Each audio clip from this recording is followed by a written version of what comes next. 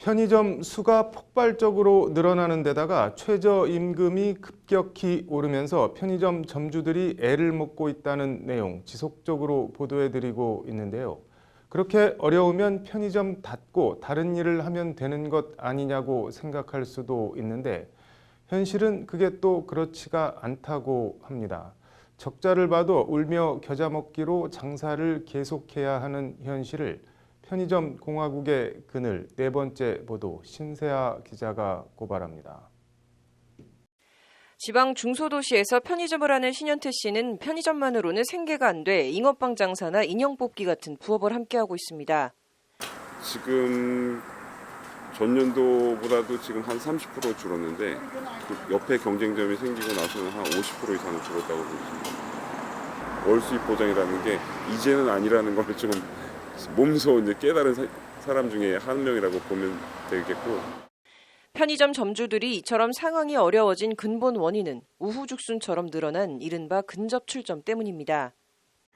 근접 출점은 모든 가맹점주들한테는 좀 피해가 되는 부분이지. 손익 감소가 바로 연결이 되니까 근접 출점을 이제 너무 무분별하게 하다 보니까 본사에서는 계속 오픈을 하면 할수록 어차피 총 매출은 늘어나기 때문에.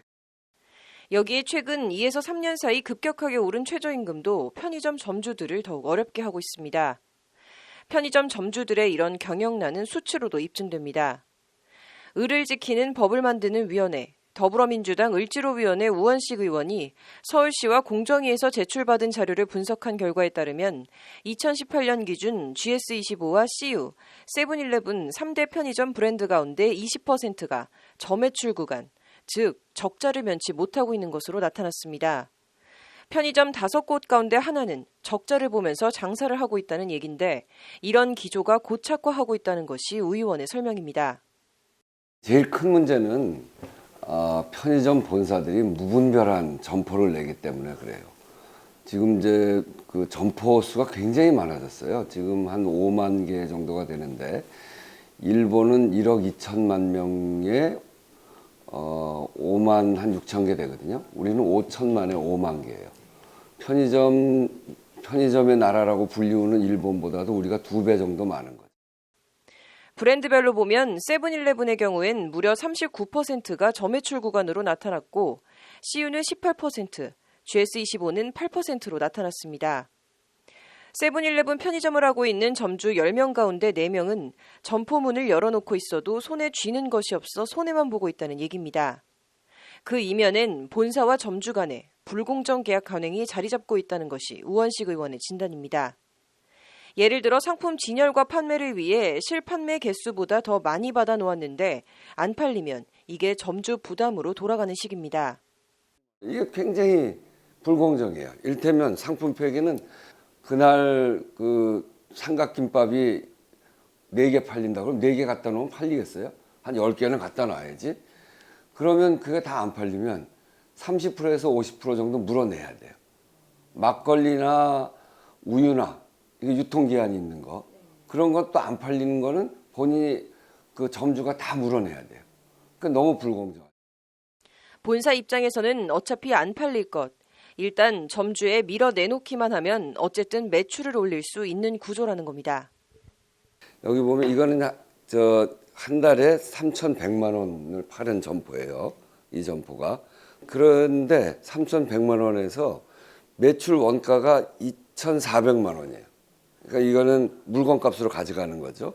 임대료 내고 인건비 주고 그 편의점의 운영비 이런 걸 다 써야 되니까 그래서 결국 이분은 한 달에 72만 원 적자가 나는 거예요. 그러니까 이런 불공정 거래 이게 매우 심각한 거죠. 이런 것 때문에 그렇다고 마음대로 편의점 문을 닫고 폐업을 할 수도 없습니다. 인테리어나 간판 등 초기 비용을 본사가 지원하다 보니 가입비 700만 원 정도의 일정 보증금만 있으면 누구나 편의점을 창업할 수 있어 진입 장벽은 낮습니다. 그러나 일단 개점하면 폐점은 점주 마음대로가 아닙니다. 적자에 허덕여 폐점을 하려면 점주는 애초 지원받았던 인테리어, 시설, 간판 등 비용 잔존가는 물론 본사의 미래 수익에 대한 위약금까지 모두 부담해야 하기 때문입니다. 만약에 그 계약을 위반하고 만약에 파기를 한다면 제가 손해보는 금액이 더 클 것 같습니다. 뭐 향후적으로 볼 때는 이게 제가 더 이걸 버티는 게 더 힘들겠지만 일시적으로 더 힘든 게 계약을 파기하고 종료해버리는 게 저한테는 더 큰 부담이기 때문에 어쩔 수 없이 4년을 더 버텨야 된다. 실제 인터넷은 이렇게 이러지도 저러지도 못하는 고충을 호소하는 편의점 점주들의 글을 어렵지 않게 찾아볼 수 있습니다. 집사람하고 쉬지도 못하고 맞교대로 일하는데 알바비보다 더 못 벌어가고 몸은 몸대로 망가지고 너무 힘들다는 내용들입니다.